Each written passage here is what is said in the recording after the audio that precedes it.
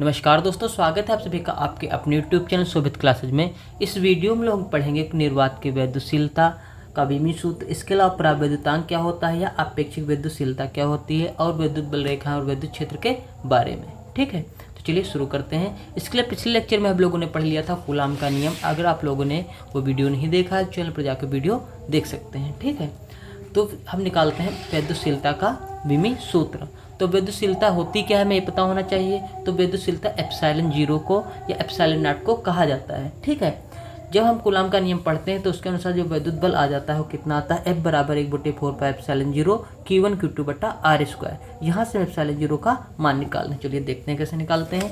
देखिए F बराबर यहाँ पर आ जाता है आपका 1/4 पाई एप्सिलॉन 0 और Q1 Q2 बटे R²। इसमें हमें निकालना क्या है, एप्सिलॉन 0 यानी कि वैद्युशीलता का मान निकालना है। तो इसको ले जाएंगे, कैंची गुणा करेंगे तो यहाँ पर आ जाएगा एप्सिलॉन 0 और इस F को ले आएंगे इसके नीचे, यहाँ हो जाएगा 4 पाई और Q1 Q2 बटे यहाँ हो जाएगा F इंटू R²। ठीक है, अब सबका हम मान रख देंगे और हमारा आ जाएगा विमी सूत्र। तो एप्सिलॉन 0 का विमी सूत्र जब निकालेंगे तो ये तो हमारा अंकिक मान होता है, इसलिए लिया नहीं जाएगा। और Q1 का मान रखेंगे तो हमें Q का मान कैसे निकालेंगे, I बराबर होता है Q बटे T, यानी कि आवेश की प्रवाह की दर को विद्युत धारा कहते हैं। तो वहाँ से आगे I बराबर Q बटे T, तो Q बराबर यहाँ से हो जाएगा I इंटू T। ठीक, तो Q का विमी सूत्र अगर निकाला जाए कितना आ जाता है, I की जगह हो जाता है A और T की जगह हो जाता है कैपिटल T। ये आ गया विमी सूत्र आवेश का। ठीक है, क्योंकि डायरेक्ट हम Q का विमी सूत्र नहीं निकाल सकते थे, इस सूत्र से निकाला जाता है। तो यहाँ से Q का विमी सूत्र कितना आ गया, I इंटू T, और इसका हम लिख सकते हैं विमी सूत्र इस तरीके से A इंटू टी। विद्युत धारा को A से लिखते हैं विमी सूत्र में और समय को लिखते हैं कैपिटल T से और बड़े ब्रैकेट में बंद कर देते हैं। ठीक है, तो Q1 जो है यहाँ पर भी लिख देंगे हम AT, क्योंकि आवेश ये भी था, और यहाँ पर भी लिख देंगे AT। ठीक है, यहाँ पर A1 T1 नहीं लिखा जाएगा।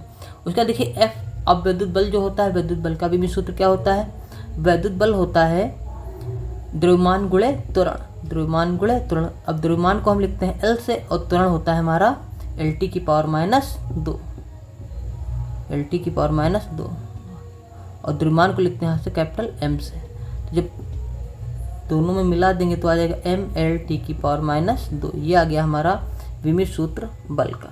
ठीक है, अब यहाँ जब मान रख देंगे तो बल का रख देंगे MLT की पावर -2।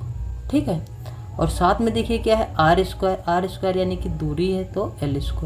अब सबको साथ में लिख देंगे। तो सबसे पहले ऊपर देखिए A हो गया यहाँ पर A² और TT हो गया T²। ठीक है, और नीचे कितना हो गया M, और ये 1L और 2L, 3, 1L की 2 से गुणा करेंगे L की पावर हो जाएगा 3 और यहाँ हो जाएगा T की पावर -2। ठीक है, इसको भी बड़े ब्रैकेट में बंद कर दिया। अब ये नीचे वाला जो ऊपर जाएगा तो जो हमारे मान है उनकी घात चेंज हो जाएगी, जो प्लस वो माइनस में हो जाएगी, माइनस वाली प्लस में हो जाएगी। तो M ऊपर जाएगा, हो जाएगा M की पावर -1। ठीक है, उसका L लिखेंगे, L की पावर 3 है, ऊपर जाएगी हो जाएगी L की पावर -3। उसका T देखिए यहाँ पर T की पावर 2 था ही, और T की पावर 2 ये भी पहुँच गया, तो T की पावर 2 और 2 हो जाएगा T की पावर 4। उसका तो हमारे पास बचा कितना A, तो A की पावर 2 था, उसको हमने ऐसे ही लिख दिया। तो ये जो हमारा सूत्र आता है क्या आता है, निर्वात की वैद्युशीलता, और ये क्वेश्चन में जनरली पूछा जाता है, बहुत इंपॉर्टेंट होता है। ठीक है, तो निर्वात की वैद्युशीलता का ये होता है विमी सूत्र। ठीक है, यहाँ पर देख सकते हैं आप, यही आया होगा। ठीक है, ये देखिए तो हो गया निर्वात की वैद्युशीलता। अब हम पढ़ेंगे परावैद्युतांक या आपेक्षिक वैद्युशीलता क्या होती है। तो देखिए, किसी माध्यम की वैद्युशीलता माध्यम का वह गुण जो उसमें रखे दो आवेशों के बीच विद्युत बल का निर्धारण करता है। यानी कि कोई भी हमारा जो वैद्युशीलता का माध्यम है, पहले उसको हम एक माध्यम में रखेंगे, फिर दूसरे माध्यम में रखेंगे, फिर देखेंगे उस पर क्या फर्क पड़ रहा है।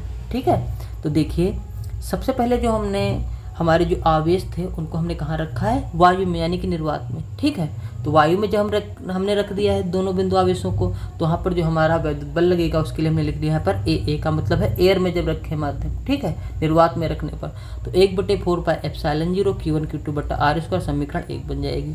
तो वायु में रखे हमारे आवेश, तो विद्युत बल क्या लगेगा, F है, यानी कि वायु में विद्युत बल। उसके बाद हमने ये आवेश उठाए और कहाँ पर रख दिए, के परावैद्युतांक वाले माध्यम में। ठीक है, और उतनी ही दूरी पर रखे, दोनों के बीच की दूरी कितनी थी, R ही थी। ठीक है, अब देखिए वहाँ पर वैद्युत बल क्या हो जाएगा, अब वैद्युत बल वहाँ पर लगेगा एफ एम, एम का मतलब है कोई भी माध्यम यहाँ पर होगा, और 1/4πε0 के यहाँ पर लगा दिया। के का मतलब क्या है, जो माध्यम का मान होगा वहाँ के का मान रख दिया जाएगा, और Q1 Q2/r²। ठीक है, अब यहाँ पर ε0 के की जगह हम लिख सकते हैं एप्सिलॉन, और एप्सिलॉन क्या है, जिस माध्यम में रखा गया है उसकी विद्युतशीलता है। ठीक है, तो इस प्रकार जो हमारा एफएम था वो आ गया 1/4πε Q1 Q2/r², समीकरण 2। अब हमने क्या किया, समीकरण 1 को समीकरण 2 से भाग कर दिया है।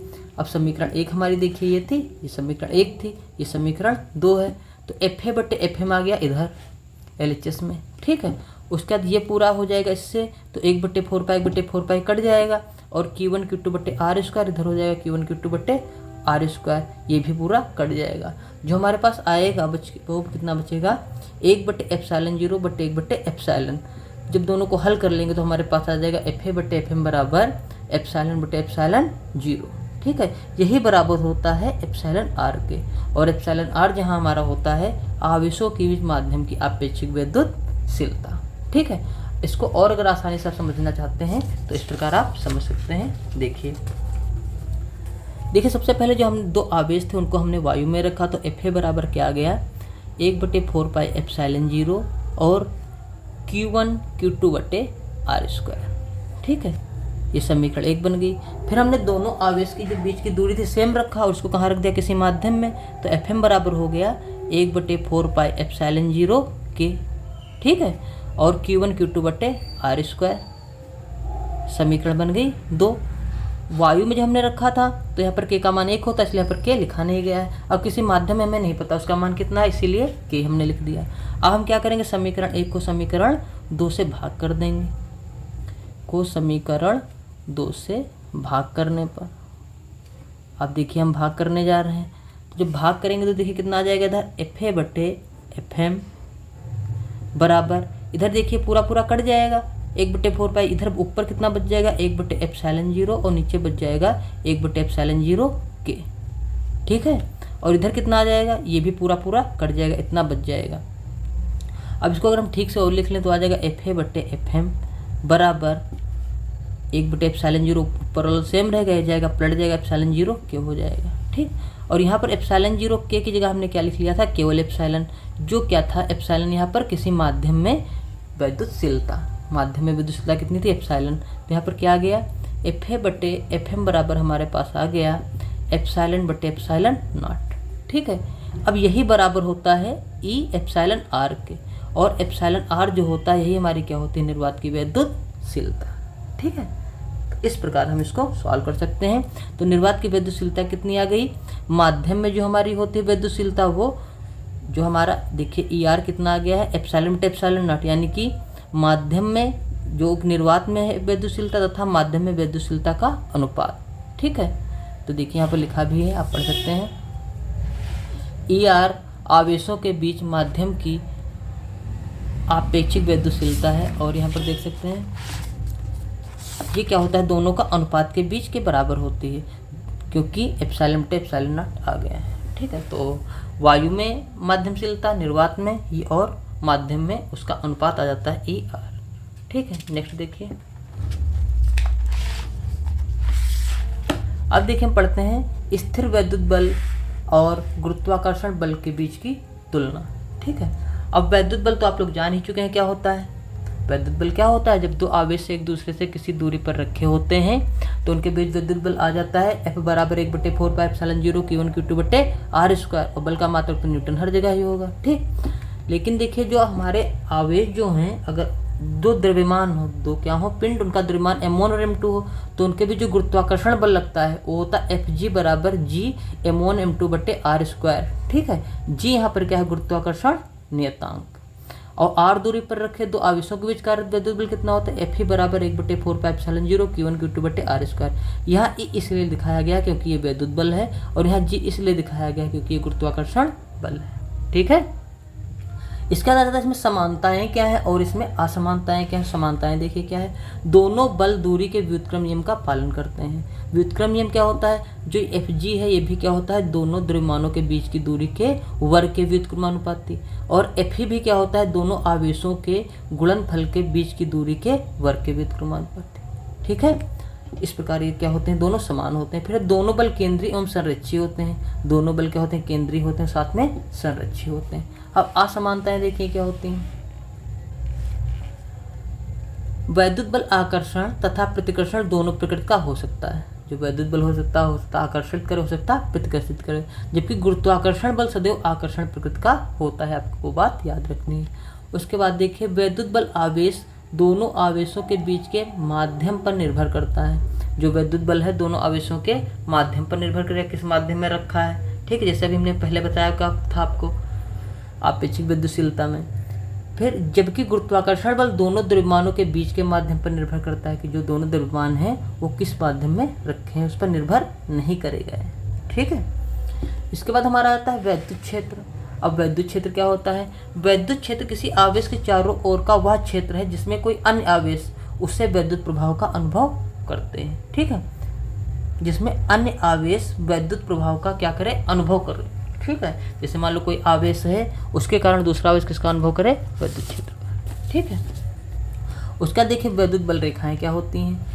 वैद्युत बल रेखाएं वैद्युत क्षेत्र में खींची गई वे निष्कोण, निष्कोण का मतलब होता है बिना कोण, वो कोण नहीं बनाएंगी। वक्र रेखाएं होंगी, वक्राकार होंगी, जिन पर वैद्युत क्षेत्र में स्थित स्वतंत्र व प्रतिप्रत धन परीक्षण आवेश गति करता है। ठीक है, इसके बाद हम देखते हैं वैद्युत बल रेखाओं के गुण। सबसे पहला गुण आ जाता है, वैद्युत बल रेखाएं धन आवेश से प्रारंभ होकर ऋण आवेश पर समाप्त होती हैं। जो वैद्युत बल रेखाएं होती हैं वो शुरू कहाँ से होंगी, धन आवेश से, और कहाँ खत्म होंगी, ऋण आवेश पर खत्म होंगी। ये बात आपको याद रखनी है। उसका देखिए हमारा जो गुण आ जाता है, नंबर 2 आ जाता है, वैद्युत बल रेखाएं जो होती हैं एक खुला वक्र होती हैं। क्या होती हैं, खुला वक्र होती हैं वैद्युत बल रेखाएं। ठीक है, जो धन आवेश से प्रारंभ होती हैं तथा ऋण आवेश पर खत्म होती हैं। ठीक, उसके बाद देखिए वैद्युत बल रेखाएं, रेखा किसी बिंदु पर खींची गई उस बिंदु की वैद्युत क्षेत्र की दिशा को दर्शाती हैं। जैसे मान लो ये हमारी वैद्युत बल रेखाएं थी, ठीक है, वक्राकार होती हैं, तो ये इस पर अगर हम कोई स्पर्श रेखा खींच दें तो हमें दिखाती है उसकी दिशा। ठीक है, उसके बाद देखिए वैद्युत बल रेखा कभी भी एक दूसरे को नहीं काटती हैं। वैद्युत बल रेखाएं जो होंगी एक दूसरे को कभी नहीं काटेंगी। अगला देखिए, वैद्युत बल रेखाएं किसी चालक के अभिलंब उत्पन्न होती हैं और अभिलंबवत ही समाप्त हो जाती हैं। ठीक है, यहाँ पर क्या हो जाएगा, अभिलंबवत उत्पन्न होती हैं, अभिलंबवत ही समाप्त हो जाती हैं। तो इस प्रकार ये 5 गुण थे जो आपको याद रखने हैं। ठीक, इसके बाद हम पढ़ लेते हैं वैद्युत बल रेखाओं के विभिन्न प्रतिरूप क्या होते हैं। ठीक है, तो देखिए नंबर 1 इसमें आ जाता है विलगित बिंदु आवेश के कारण। ठीक है, सब नंबर 1 क्या आ जाता है, विलगित बिंदु आवेश के कारण, आवेश के कारण। अब विलगित जो बिंदु आवेश है उसके कारण जो हमारा होता है वैद्युत बल रेखाएं वो किस प्रकार की होती हैं। तो यदि हम मान लें जो हमारा विलगित बिंदु यहाँ मान लें धन आवेश, क्या मान लें, धन आवेश के कारण। तो अगर हम यहाँ पर मान लें हमारा धन आवेश ये रखा है, ठीक है, आपको दिख सक रहा होगा, ये धन आवेश अगर मान लो हमारे यहाँ रखा है, तो वैद्युत बल रेखाएं किससे चलती हैं, धन से ऋण की ओर, और क्या होती हैं, अभिलंबवत जाती हैं, विलंबवत ही खत्म होती हैं। तो वैद्युत बल रेखाएं ऐसे निकलेंगी, जो डॉट डॉट है क्या है, वैद्युत बल रेखाएं निकल रही हैं। ठीक है, ये देखिए ये क्या है, वैद्युत बल रेखाएं निकल रही हैं और कहाँ जा रही होंगी, ऋण आवेश की ओर जा रही होंगी। ठीक है, ये कब के लिए हमारा चित्र है, जब विलगित बिंदु धनावेश हो तो उसके कारण हमारी वैद्युत बल रेखाएं इस प्रकार होंगी। इसके बाद आ जाता है जब विलगित, नंबर 2 आ जाता है हमारा विलगित बिंदु और यहाँ लिख दें ऋण आवेश, ऋण आवेश के कारण। इसके कारण वैद्युत बल रेखाओं का प्रतिरूप देखिए किस प्रकार होगा। तो इसमें हमें क्या पता है, देखिए जो हमारा आवेश वो क्या है, ऋण आवेश, और वैद्युत बल रेखाएं कहाँ से शुरू होती है निकलना, वैद्युत बल रेखाएं निकलना शुरू होती है धन आवेश से और जाती किस ओर, हमेशा ऋण आवेश की ओर। तो वैद्युत बल रेखाएं ऋण आवेश की ओर आएंगी हर तरफ से। किधर आएंगी, ऋण आवेश की ओर आएंगी। इनकी दिशा क्या हो जाएगी, अंदर की ओर हो जाएगी। ये सारी जो हमने बना रहे हैं क्या है, वैद्युत बल रेखाएं जो कि ऋण आवेश की ओर जा रही हैं, क्योंकि वैद्युत बल रेखाएं धन आवेश से शुरू होते हैं, ऋण आवेश की ओर जाती हैं, तो ऋण आवेश की ओर देखिए इसमें आ रही हैं। ठीक है, इसके बाद देखिए, जब दो बराबर विजातीय बिंदु आवेश के निकाय आपस में रखे जाएं। विजातीय मतलब क्या होता है, एक धनावेश हो दूसरा ऋणावेश हो। ठीक है, तो देखिए नंबर 3 हमारा आ जाता है, दो बराबर हो, दो बराबर एवं विजातीय बिंदु आवेश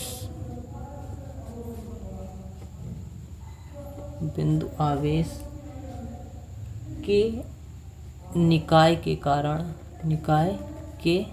कारण जो हमारा वैद्युत बल रेखाओं का प्रतिरूप होता है वो किस प्रकार होगा, देखिए।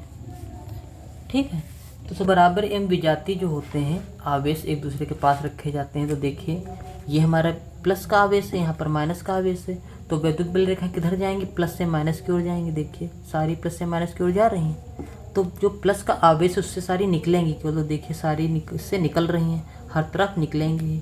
और जो हमारा ऋण आवेश है हर तरफ इधर से आएंगे ही, देखिए आ रही हैं। तो जब दो बराबर एवं विजातीय आवेश एक पास रखे जाते हैं तो उनके कारण जो वैद्युत बल रेखाओं का निकाय बनता है, प्रतिरूप हो, इस तरह का बनता है।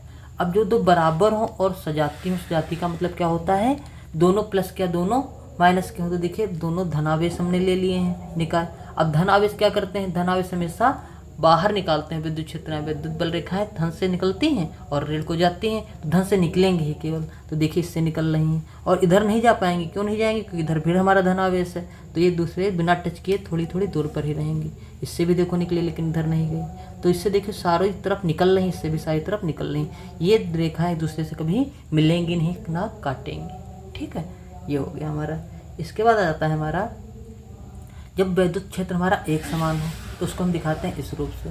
जब वैद्युत क्षेत्र हमारा एक समान होगा तो इसको हम दिखाते हैं, ये जो समांतर रेखाएं हैं ये हमारी वैद्युत क्षेत्र को दिखा रही हैं। ठीक है, और ये तीर इधर बना है, यानी कि वैद्युत क्षेत्र इधर की ओर होगा। ठीक है, और हमेशा विद्युत क्षेत्र इधर की दिशा ही दिखाता है, कभी भी इसकी दिशा इस तरीके से नहीं होगी, हमेशा क्या होगी, बाएं से दाएं की ओर। ठीक है, तो आई होप ये वैद्युत बल रेखाओं के जो प्रतिरूप है आपको समझ में आ गए होंगे। ठीक है, सारे प्रतिरूप हमने आपको बता दिए हैं। उसके बाद हमने आपको बताया था जो हमारा वैद्युत क्षेत्र होता है वो क्या होता है। वैद्युत क्षेत्र के बारे में आप लोगों ने पढ़ा, वैद्युत बल रेखाओं के गुण पढ़ा, और इसके अलावा गुरुत्वाकर्षण बल और वैद्युत बल पढ़ा। ठीक है, इसके बाद आप लोगों ने पढ़ा था निर्वात की वैद्युतशीलता और परावैद्युतांक या आपेक्षिक वैद्युतशीलता। आई होप ये सब आपको समझ में आ गया होगा। अगर किसी भी चीज़ में कोई प्रॉब्लम रह जाती है तो आप हमें कमेंट कर बता सकते हैं। अगर वीडियो अच्छा लगा तो वीडियो को लाइक कर दीजिए, चैनल पर नए चैनल को सब्सक्राइब कर लीजिए। वीडियो देखने के लिए बहुत बहुत धन्यवाद। Thank you very much.